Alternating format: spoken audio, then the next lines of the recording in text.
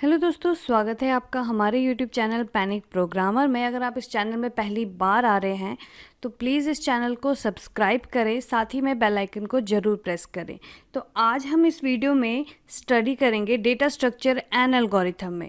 Data structure and algorithm, अगर आपने ये वीडियो लास्ट तक देख ली तो आप लास्ट में इस वीडियो में दो चीज़ आप ज़रूर अच्छे से समझ जाएंगे कि डेटा स्ट्रक्चर क्या है और एल्गोरिथम्स क्या होते हैं। ठीक है, ये मैं आपको इस तरीके से समझाऊंगी कि ये एकदम लेमैन लैंग्वेज में आपको इस बात का आइडिया होगा कि डेटा स्ट्रक्चर और एल्गोरिथम्स क्या होते हैं।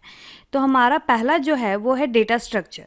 ठीक है, डेटा स्ट्रक्चर्स वो चीज़ होती है जिसमें हम कंप्यूटर साइंस में जहाँ पे हम डेटास को क्या करते हैं, स्ट्रक्चरली ऑर्गेनाइज, मैनेज या फिर हम उसे फॉर्मेट कर सकते हैं। ठीक है, जैसे कि आपका एक शेल्फ हो गया, उस शेल्फ में आप क्या करेंगे, डेटा को, या आपकी जो बुक्स होगी, यहाँ पे आपके जो बुक्स होंगे वो ऐसा डेटा आप कह सकते हैं, उसे आप किस तरीके से रखें कि वो आपको इजीली मिले अल्फ़ाबेटिकली, या फिर आप उसको किस तरीके से ऐसे ऑर्गेनाइज करें, या फिर कुछ इस तरीके कि आप एक बुक निकालें तो दूसरी बुक गिरे ना।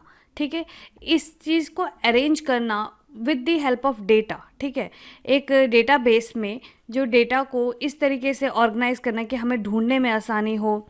ठीक है, हमें उसे यूज़ करने में आसानी हो, फर्दर हम उसे फॉर्मेट कर सकते हैं, एडिट कर सके, इस तरीके के ऑर्गेनाइजेशन को हम क्या कहते हैं, डेटा स्ट्रक्चर। ठीक है, इस प्रोसेस को क्या कहते हैं कि ये डेटा स्ट्रक्चर्स है। ठीक है, इस लाइब्रेरी को क्या बोलेंगे हम, डेटा स्ट्रक्चर। ठीक है, अब हम डेटा स्ट्रक्चर में बात करते हैं कि डेटा के टाइप्स क्या क्या होते हैं। ठीक है, जैसे कि बेसिक जो बिल्डिंग ब्लॉक हैं उसे हम बूलियन, इंटीजर, फ्लोट, कैर, ये सब कह सकते हैं।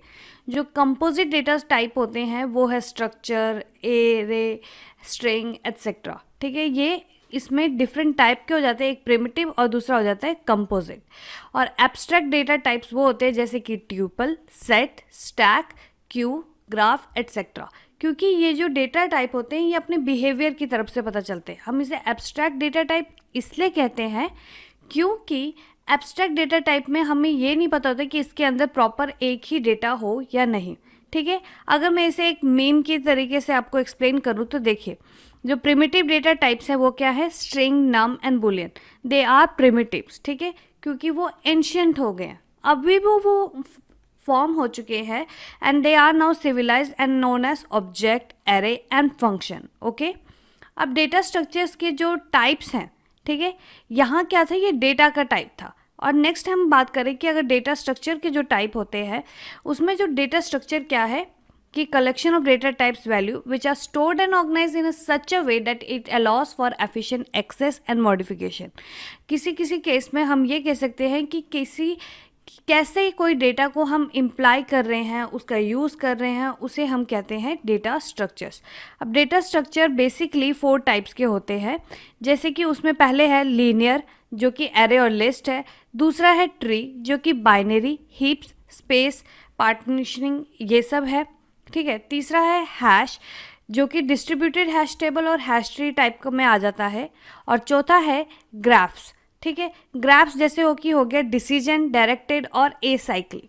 ठीक है, तो ये है हमारे डेटा स्ट्रक्चर्स। मुझे लगता है कि आपको डेटा स्ट्रक्चर क्या है ये बात समझ में आ गया कि देखो, किसी भी डेटा को पर्टिकुलरली ऑर्गेनाइज करना और इस तरीके से फॉर्मेट करना कि हम उसे यूज़ कर सके फॉर एडिटिंग, सॉर्टिंग, ठीक है, इन सब चीज़ों के लिए, या फॉर्मेट करने के लिए, या हम कह सकते हैं कि अरेंज करने के लिए। ठीक है, इन सब चीज़ों को हम क्या कहते हैं, डेटा स्ट्रक्चर। ठीक है, ये फर्दर कितने में होते हैं, 4 टाइप में। लीनियर जैसे कि एरे और लिस्ट हो गया। ठीक है, ट्री जो कि आप ऐसे कह सकते हैं कि हमें इस टाइप में मिल जाएंगे कि ये ट्रीज हैं। Hash distributed hash tables type में। ठीक है, ग्राफ मतलब डिसीजन या डायरेक्टेड, और इसमें ए साइक्लिक टाइप का भी होता है। लेकिन इन डेटा स्ट्रक्चर्स में आप देखिएगा, मैं एक चीज़ और बहुत ज़्यादा बार बार बोले जा रही हूँ कि इस डेटा में हम कैटेगराइज कर रहे हैं, ऑर्गेनाइज कर रहे हैं। ठीक है, ये क्या हो गया, एक टाइप का आप कह सकते हैं स्टेप्स। ठीक है, तो इन स्टेप्स को हम क्या बोलते हैं, एल्गोरिथम। ठीक है, एल्गोरिथम का अगर मैं डेफिनेशन देखूं, यहाँ पे जो आप देखोगे तो ये लिखा होता है कि a process or set of rules to be followed in calculation or other problem solving operation specially by a computer. ठीक है, एल्गोरिथम का ये जो गूगल एक डेफिनेशन जो ये बताता है कि ये एक सेट ऑफ इंस्ट्रक्शंस है, प्रोटोकॉल्स है, ठीक है। पर्टिकुलरली एक प्रोटोकॉल्स है कि ये काम करना है। जैसे सॉर्ट करना है तो हम किसी भी चीज़ को कैसे डिफ्रेंशिएट करें कि इसे इस तरीके से ऑर्गेनाइज करना, सर्च करना कि कैसे ऐसा कोई चीज़ हम सर्च करें कि हमें पर्टिकुलरली ये चीज़ जल्दी से जल्द मिल जाए, ठीक है। अब जैसे कि आप बोलो, जैसे हम बिस्किट बनाना चाहते हैं, ठीक है, for example we want to make a biscuit और कुकीज़ एनीथिंग, ठीक है, या कोई केक या कोई भी पर्टिकुलरली रेसिपी, तो उसके लिए आप पर्टिकुलरली कोई एक स्टेप ऑर्गेनाइज करेंगे कि जैसे कि उस कुकीज़ के जो बॉक्स के पीछे लिखा होता है, या फिर केक बनाने के लिए आपको एक जो मेन्यू बुक या कुक बुक में आपको स्टेप्स मिल जाएंगी, तो उसे हम क्या कहते हैं, एल्गोरिथम।